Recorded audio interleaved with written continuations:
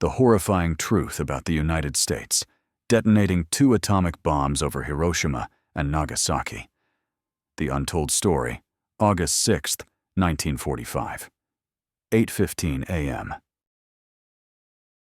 A single B-29 bomber named Enola Gay flew over the Japanese city of Hiroshima at 31,000 feet.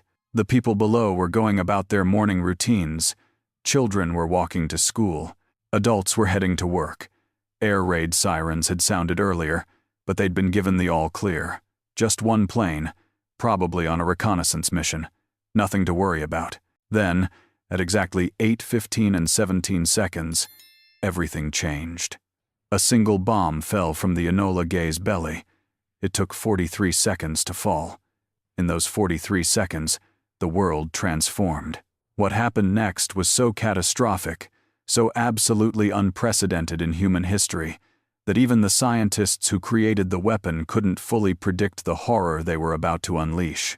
At 1,900 feet above the city, the bomb detonated. In 1/1,000,000th of a second, the temperature at the blast's center reached 5,400 degrees Fahrenheit, hotter than the surface of the sun. A massive fireball expanded at incredible speed, incinerating everything within a half-mile radius. Human beings simply vaporized, leaving only shadows burned into concrete where they'd been standing. People further away had their skin melted off their bodies while they were still alive. The shockwave that followed flattened buildings for miles. Then came the firestorm. Hurricane-force winds feeding flames that consumed everything that hadn't already been destroyed. In an instant, between 70,000 and 80,000 people were dead. By the end of the year, that number would climb to 140,000, as radiation sickness claimed victim after victim in ways so horrific that doctors had no idea how to treat them. 3 days later, the United States did it again. Nagasaki. Another atomic bomb. Another 70,000 people dead, instantly or slowly through radiation poisoning. And here's what they don't tell you in history class. The decision to drop those bombs is one of the most controversial and morally complex moments in human history. And almost everything you think you know about it is a carefully constructed narrative designed to make you accept what happened as necessary and just. The truth is far more disturbing, far more complicated, and raises questions that American leaders have been trying to avoid for nearly 80 years. Was it necessary to end the war? Or was it the single greatest war crime ever committed? Were we saving lives? Or were we sending a message to the Soviet Union by incinerating hundreds of thousands of Japanese civilians? Did Japan have no choice but to surrender? Or were there other options we deliberately ignored? And perhaps most importantly, did the scientists who created these weapons understand what they were unleashing, and did the military and political leaders who ordered their use fully comprehend the moral line they were crossing? If you want to understand the real story behind the atomic bombings, the hidden facts that complicate the simple narrative of good versus evil, the names and decisions that led to the most destructive single acts in human history, then hit that like button and subscribe, because what I'm about to reveal will fundamentally change how you see World War II and America's role in it. This is not the story you learned in school. This is the truth they tried to bury. Let's start with how we got here, because the atomic bomb didn't just appear out of nowhere. It was the result of years of scientific breakthrough, international competition, and growing fear that Nazi Germany might develop the weapon first. In 1938, German scientists Otto Hahn and Fritz Strassmann discovered nuclear fission, the process of splitting atoms to release enormous amounts of energy. The implications were immediately clear to physicists around the world. This could be weaponized. If you could create a sustained chain reaction of splitting atoms, you could release destructive power on a scale never before imagined. When World War II began in 1939, many scientists, particularly Jewish refugees who'd fled Nazi Germany, became terrified that Hitler might develop an atomic bomb first. Albert Einstein, the most famous scientist in the world, was persuaded to write a letter to President Franklin D. Roosevelt warning of this possibility. That letter, largely drafted by physicist Leo Szilard, set in motion one of the most ambitious scientific projects in history. In 1942, the United States launched the Manhattan Project, a top-secret program to develop an atomic bomb before Germany could. The project was led by General Leslie Groves, a military engineer who'd overseen construction of the Pentagon, but the scientific director was a brilliant, complicated man named J. Robert Oppenheimer, a theoretical physicist who would later be called the father of the atomic bomb, a title he came to regret with every fiber of his being. The Manhattan Project was massive. At its peak, it employed over 130,000 people across multiple secret sites. Los Alamos, New Mexico, was the main laboratory, where the world's greatest physicists worked on designing the bomb. Oak Ridge, Tennessee, and Hanford, Washington produced the enriched uranium and plutonium needed for the weapons. The cost was over $2 billion, equivalent to about $30 billion today. And here's a hidden fact. Many of the scientists involved had deep moral reservations about what they were creating. They'd started the project to stop Hitler, to prevent Nazi Germany from having a monopoly on atomic weapons. But by mid-1945, Germany had surrendered. Hitler was dead. The European war was over. And suddenly these scientists realized that the weapon they'd built to stop the Nazis was going to be used against Japan. Some of them tried to stop it. Leo Szilard, the same scientist who'd convinced Einstein to write the warning letter to Roosevelt, now wrote another petition, signed by dozens of Manhattan Project scientists, begging President Harry Truman not to use the bomb on Japanese cities without warning. They argued it was unnecessary, that it would start an atomic arms race, that it would forever change warfare and put humanity at risk of extinction. The petition never reached Truman. It was blocked by General Groves, who didn't want scientists making political decisions about weapons they'd been hired to create. Meanwhile, the war in the Pacific had been raging for nearly 4 years. Japan had attacked Pearl Harbor on December 7, 1941, bringing the United States into World War II. What followed was a brutal island-hopping campaign across the Pacific, with American forces slowly advancing toward the Japanese home islands through some of the bloodiest battles in military history. Guadalcanal, Tarawa, Iwo Jima, Okinawa. These weren't just battles, they were nightmares. Japanese forces fought with fanatical determination, rarely surrendering, often launching suicide attacks. American casualties were staggering. At Okinawa alone, the United States suffered over 50,000 casualties, with 12,000 killed. Japanese military deaths exceeded 100,000. But worse, between 40,000 and 150,000 Okinawan civilians died, many forced to commit suicide by Japanese soldiers who told them Americans would torture and kill them.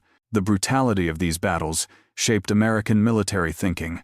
If taking relatively small islands resulted in such horrific casualties on both sides, what would an invasion of the Japanese home islands cost?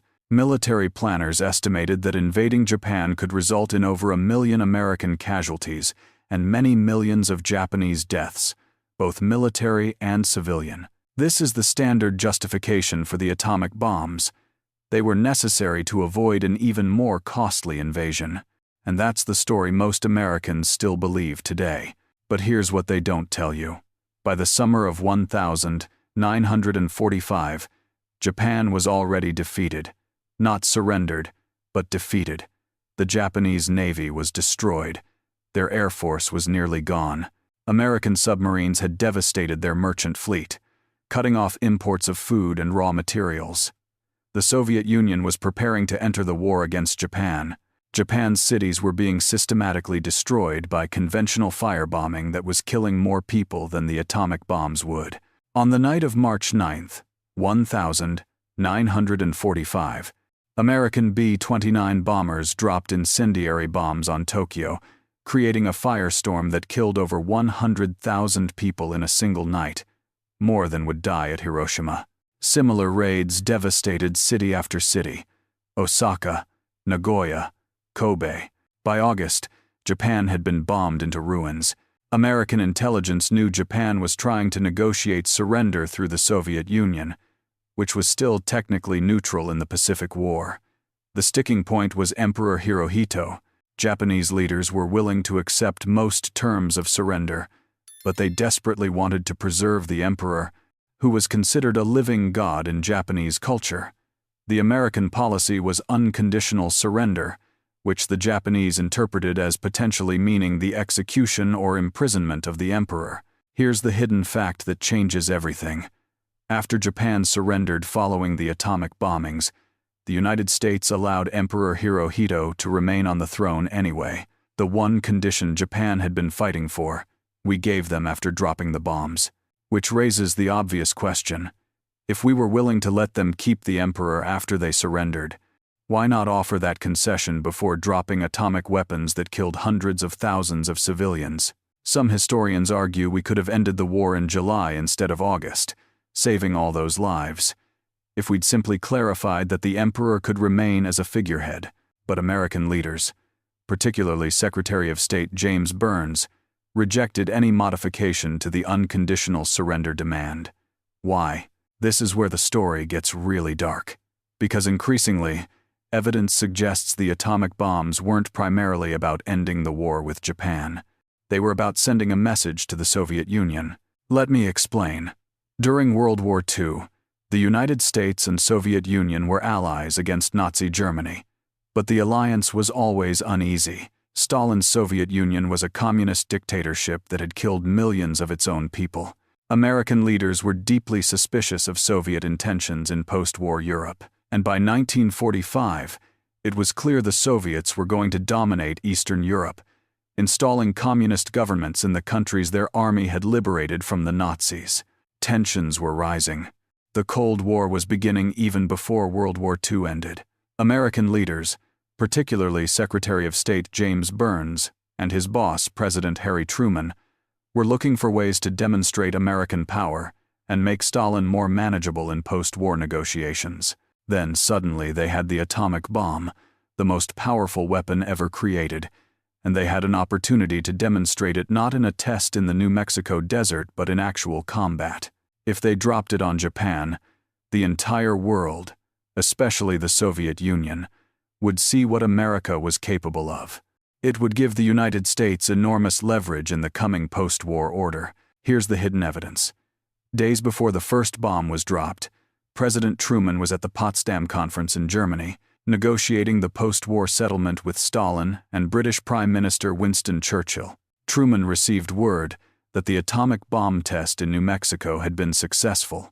His demeanor toward Stalin immediately became more aggressive and confrontational. Churchill noticed the change and later wrote that Truman was clearly emboldened by possessing this new weapon. Truman told Stalin, vaguely, that America had a powerful new weapon. Stalin, whose spies had already informed him about the Manhattan Project, pretended not to understand the significance. But both men knew what was happening. A new power dynamic was being established.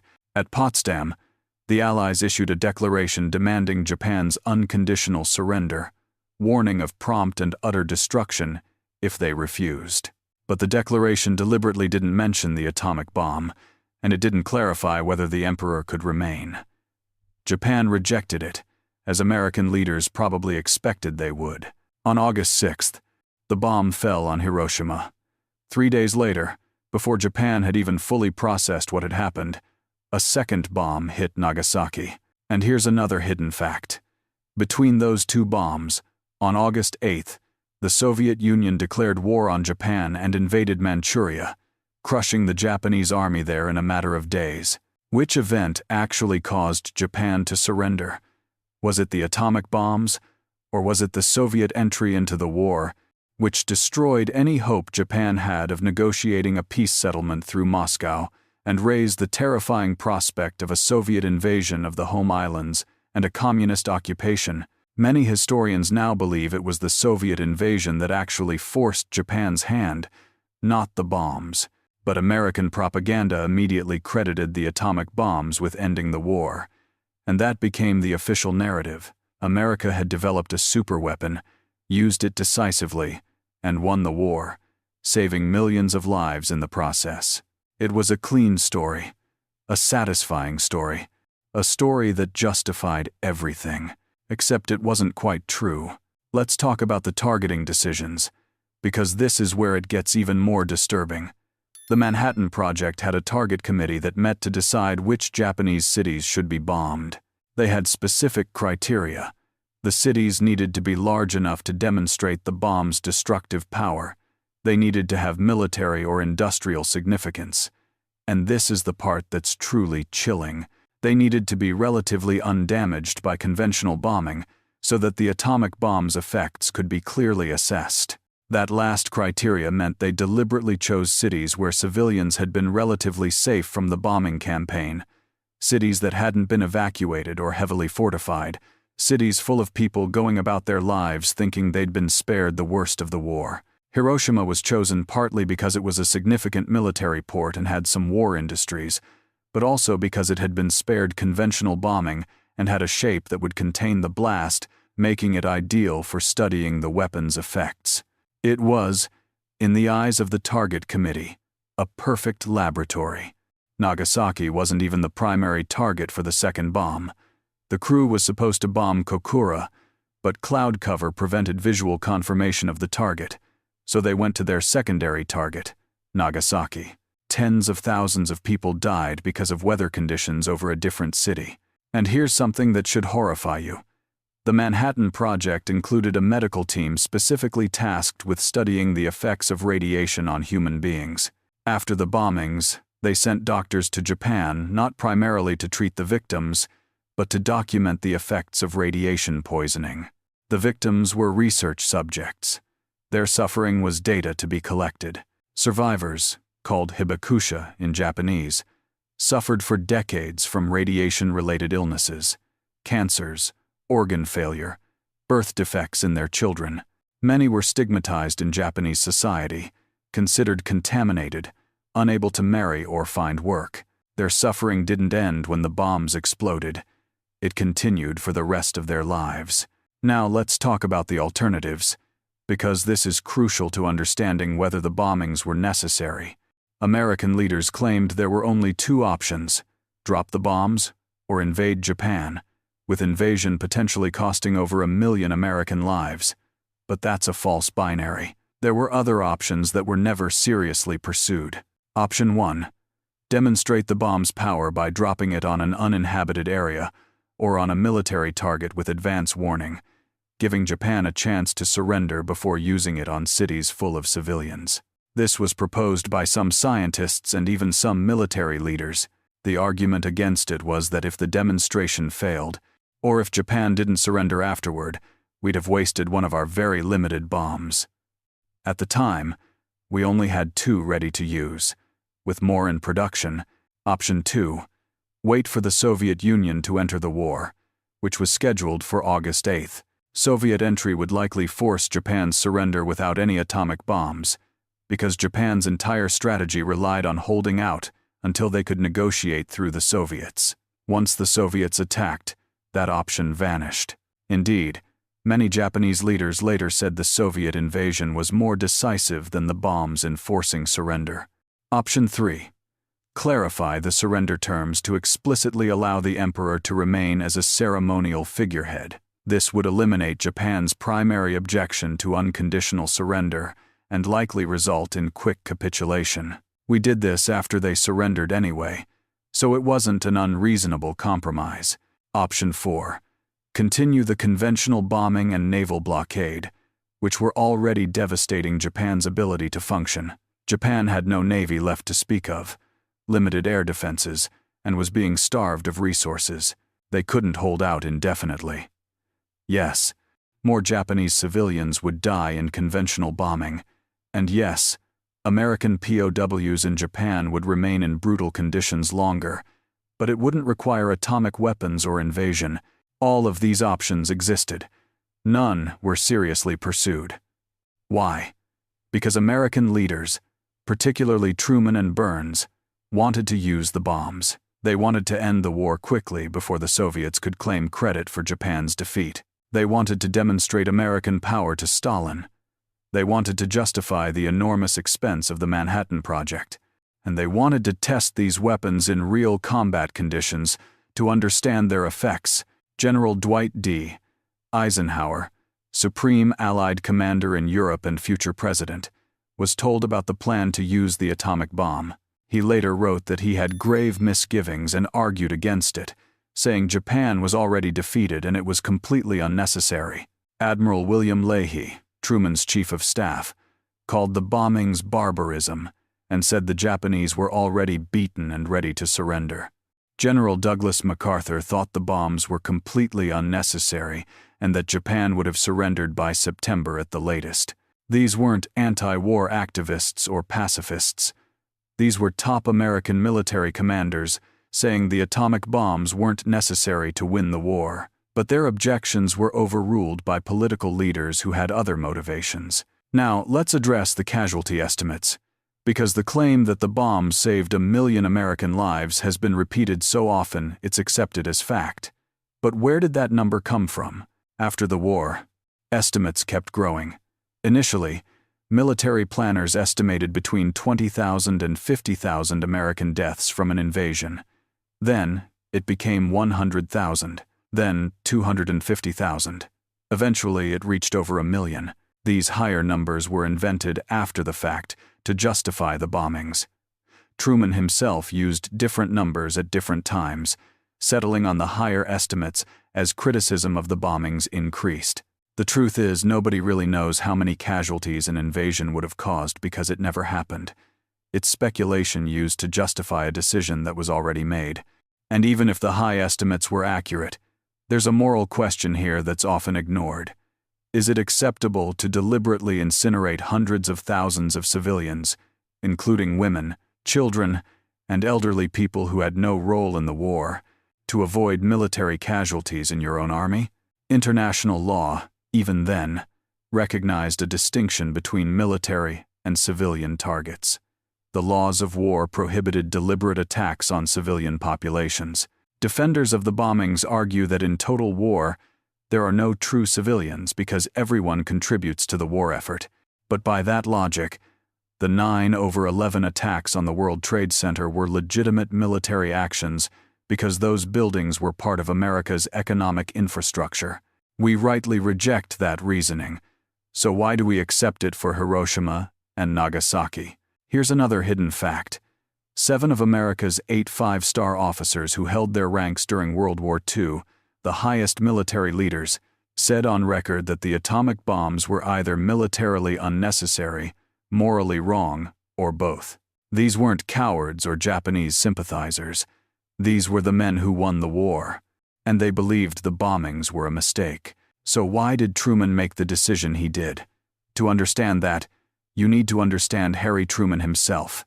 He'd become president only 4 months earlier when Roosevelt died suddenly. He'd been kept in the dark about the Manhattan Project as vice president. He was suddenly thrust into the most powerful position in the world at the most critical moment in history, and he had to make decisions about weapons he barely understood. Truman was also a fierce patriot who hated the Japanese for Pearl Harbor and the brutal treatment of American POWs. He saw the war in simple terms. They attacked us. They're evil. We'll do whatever it takes to beat them. The moral complexity of incinerating civilians didn't seem to weigh heavily on him, at least not publicly. In his diary and public statements, he expressed no regret.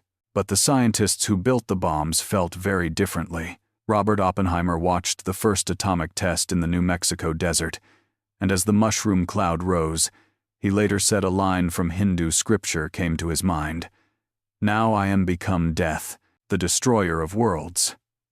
The bomb's success filled him with dread. After Hiroshima and Nagasaki, Oppenheimer met with Truman and told him he felt he had blood on his hands. Truman, annoyed by this display of conscience, later said he never wanted to see that crybaby in his office again. Oppenheimer spent the rest of his life advocating for international control of atomic weapons and opposing the development of even more powerful hydrogen bombs. The government repaid him by revoking his security clearance during the McCarthy era, destroying his career in what amounted to political revenge. Many Manhattan Project scientists became peace activists, haunted by what they'd created. Some, like Leo Szilard and Albert Einstein, spent their remaining years warning about the dangers of nuclear weapons and advocating for nuclear disarmament. They'd unleashed something that couldn't be put back in the box. And they knew it. And they were right to be horrified. The atomic bombings started the nuclear arms race. Within 4 years, the Soviet Union had their own atomic bomb, having stolen Manhattan Project secrets through spies like Klaus Fuchs. The United States and Soviet Union began building enormous arsenals of nuclear weapons, each capable of destroying the other civilization multiple times over. We came terrifyingly close to nuclear war during the Cuban Missile Crisis in 1962. Even today, there are enough nuclear weapons in the world to end human civilization. All of that traces back to the decision to use atomic bombs on Hiroshima and Nagasaki. If we'd demonstrated the weapon without using it on cities, or if we'd used it only as a last resort after exhausting all diplomatic options, perhaps the nuclear age would have unfolded differently. We'll never know. So let's return to the central question. Was it necessary, or was it a war crime? The case for necessity argues that Japan refused to surrender unconditionally, that an invasion would have cost enormous casualties on both sides, that the bombs quickly ended the war and actually saved lives in the long run, and that Japanese leadership bore responsibility for their own people's suffering by refusing to surrender earlier.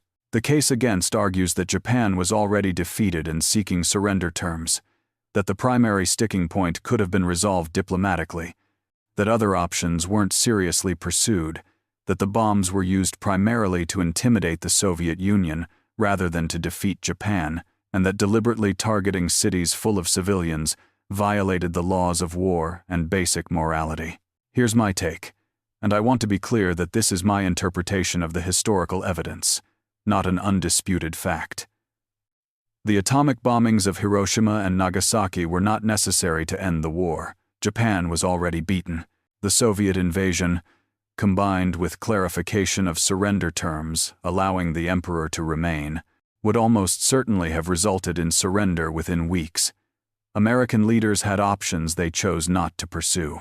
The bombings were primarily motivated by a desire to end the war quickly before Soviet involvement could grow, to justify the Manhattan Project's enormous cost, to test the weapons in combat conditions, and to demonstrate American power at the beginning of what would become the Cold War. Hundreds of thousands of Japanese civilians, many of them women, children, and elderly people, were killed to achieve those goals.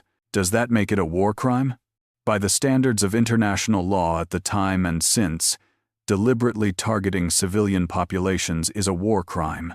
The fact that we won the war, wrote the history, and conducted the trials of Japanese and German war criminals doesn't change the moral reality of what was done. But here's the complication.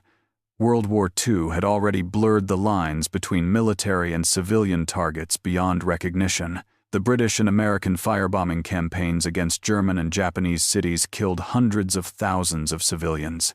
The Germans had bombed London and other British cities.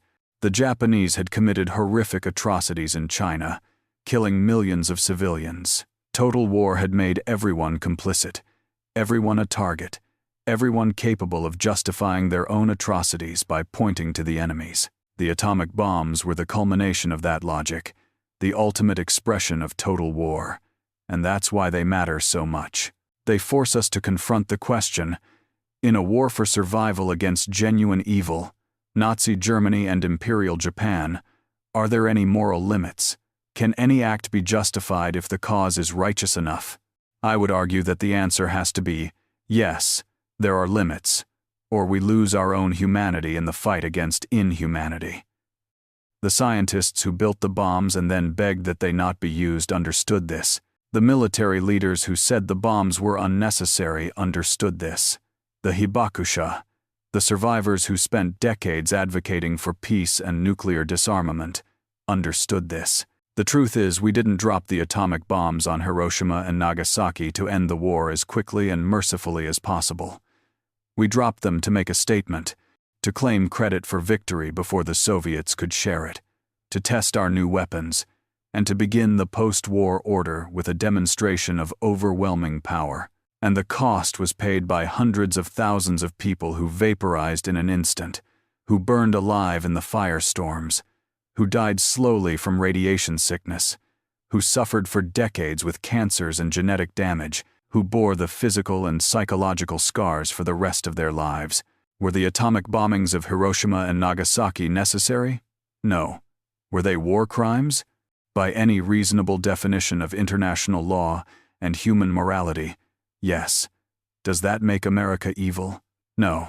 But it does mean we have to reckon with the fact that even in a just war against genuine evil, we crossed a moral line that should never have been crossed. The legacy of Hiroshima and Nagasaki isn't just about World War II. It's about the nuclear age that followed, the arms race that brought us to the brink of extinction multiple times, the ongoing danger that nuclear weapons pose to human civilization. It's about the precedent that was set when a democratic nation deliberately incinerated civilian populations to achieve political and military goals. Today, 9 countries possess nuclear weapons: the United States, Russia, China, France, the United Kingdom, Pakistan, India, Israel, and North Korea. Between them, they have over 13,000 nuclear warheads.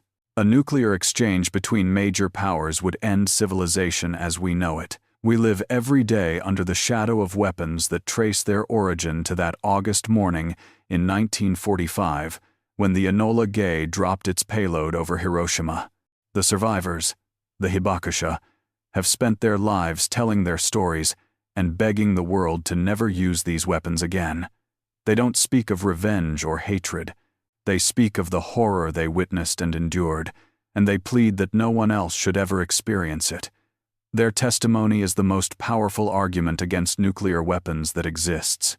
If this video has changed how you think about the atomic bombings, if it's complicated the simple narrative you learned in school, then hit that subscribe button and share this with everyone you know. History is not simple.